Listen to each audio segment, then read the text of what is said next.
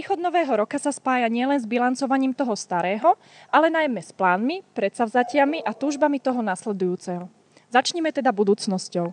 Možno, že to tak nevyzerá, ale už dlhšiu dobu fungujeme ako útulok úplne na doraz, hlavne personálne. Sme na to celé iba traja. Samozrejme vďačíme za obrovskú pomoc všetkým dobrovoľníkom, ktorí nám viac menej pravidelne so všetkým pomáhajú. Veľmi by sme však privítali niekoho, kto má možnosti, čas, prostriedky a hlavne chuť sa venovať práci pre útulok intenzívne, takmer denne a s určitým pocitom záväzku voči povinnostiam, ktoré z toho vyplývajú. Nájde sa medzi vami takýto blázon? Ak áno, môžeme mu slúbiť fantastické emócie, aké sme prežívali my, napríklad pri záchrane dostrielaného tanga, Dogiho s obrovským abscesom, staručkého detka, očka s vypichnutým okom či Ria s povrazom zrasteným do krku. Vidieť týchto psíkov, akí sú šťastní v nových milujúcich rodinách, je pre nás tou najväčšou a jedinou odmenou. Pridáte sa k nám? Možno sa aj vy budete píšiť, že ste pomohli nájsť domov niektorému z nasledujúcich chlpáčov.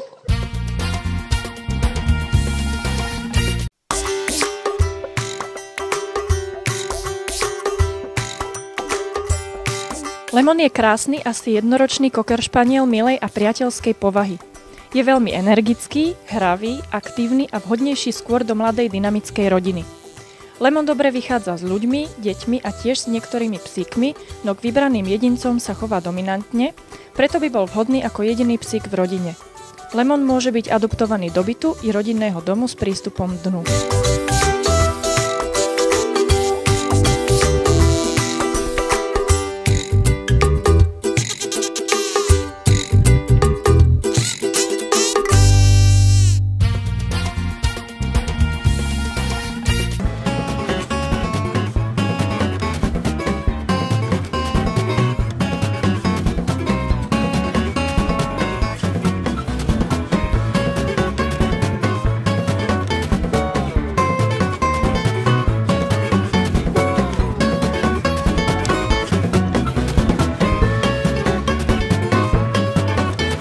Rio je ešte malé pobláznené šteniatko plné elánu, energie a lásky k ľuďom.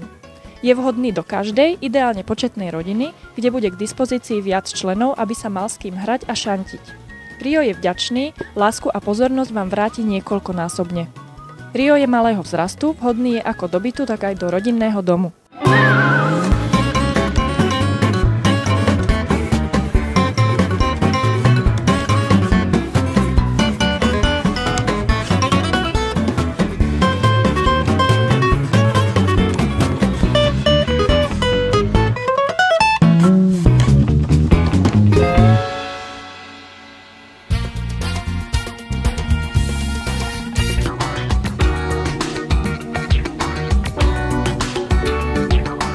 Učenlivý a veľmi pekne sfarbený psík sa volá Hort.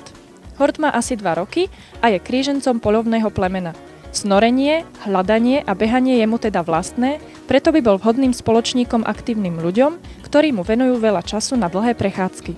Hort nemá problém preskočiť vyšší plot, preto by mal byť adoptovaný do domu s dobrými plotmi alebo do bytu.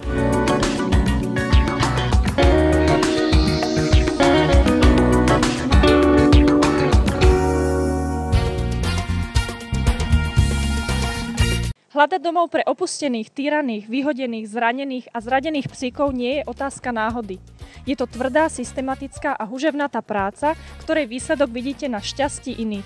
Ozvite sa nám, prosím.